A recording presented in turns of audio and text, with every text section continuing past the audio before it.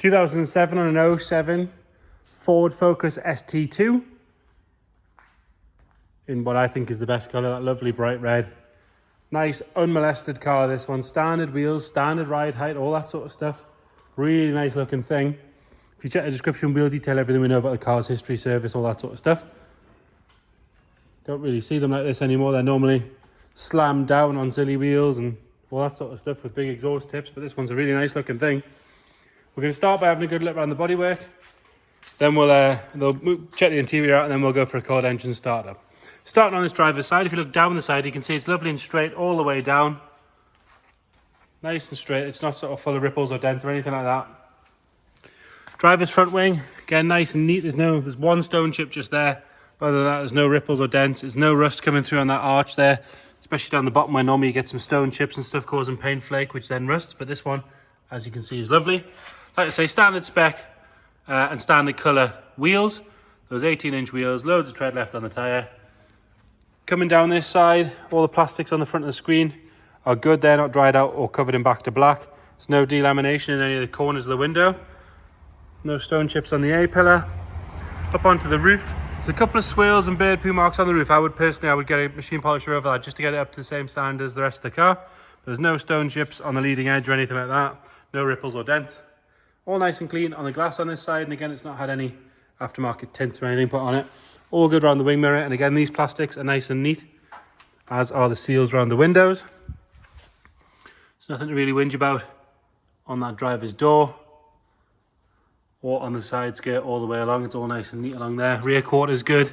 Normally you get loads of stone chips down here where it starts to kick out. We've got one tiny little scratch just there, but other than that, it's all good.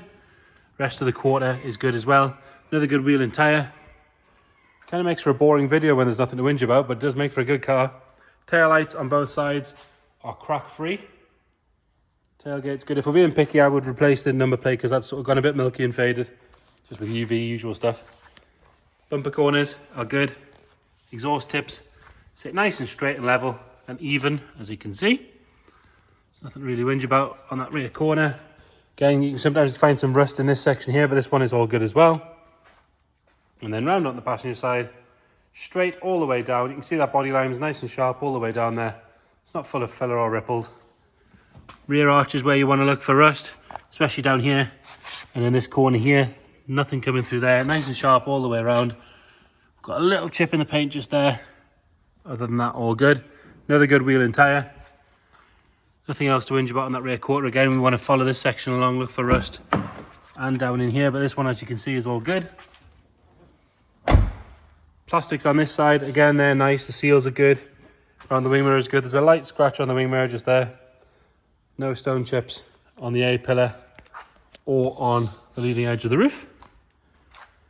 Continuing up towards the front, we've got a very, very light scratch. Something's been opened on the door at some point. Little chip just below there. We'll get right on top of it to notice.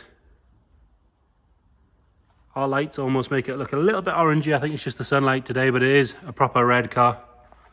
Coming down the front, and again, no signs of any corrosion down the bottom here or into the arch.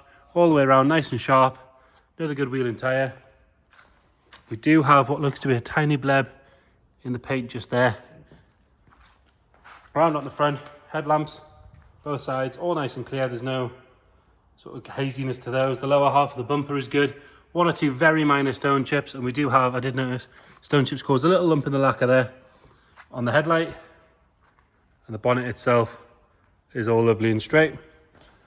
Moving on to the interior, obviously the ST's got the Recaro interior. Door card on this side is all very good. There's no wear on the armrest section or around the trim. Door shuts are lovely and neat as well. And then driver's seat is probably the best one I've seen in a very long time. There's no real wear at all to that bolster or the lower half, and they're big bolsters. Must have had seat covers on for most of its life because that's immaculate. 77,044 miles on this one. Tiny bit of wear on the steering wheel, but generally very good. This section's nice. They can quite often fade and go horrible. Standard gauge cluster there. It's not been messed with. Standard stereo. It does have aircon. 6-speed manual, obviously. It's got heated front and rear screens as well. If we go into the back, backs of the seats here are nice and neat. These aren't stretched or pulled. Rear bench, again, as nice as the front. And that black headlining is lovely and neat as well. It's got no sign of any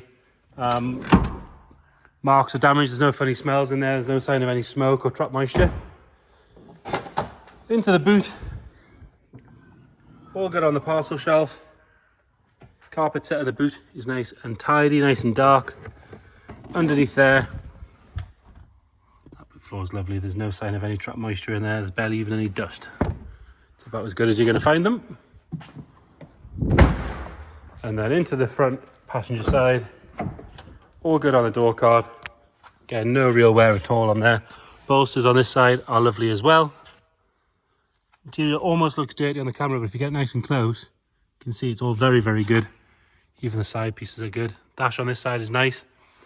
Now you're going to have to excuse some dodgy camera work because these have the fiddliest bonnet mechanism of all. So slide the barge over, put the key in, turn it left to release it, and that pops the bonnet up, as you can see.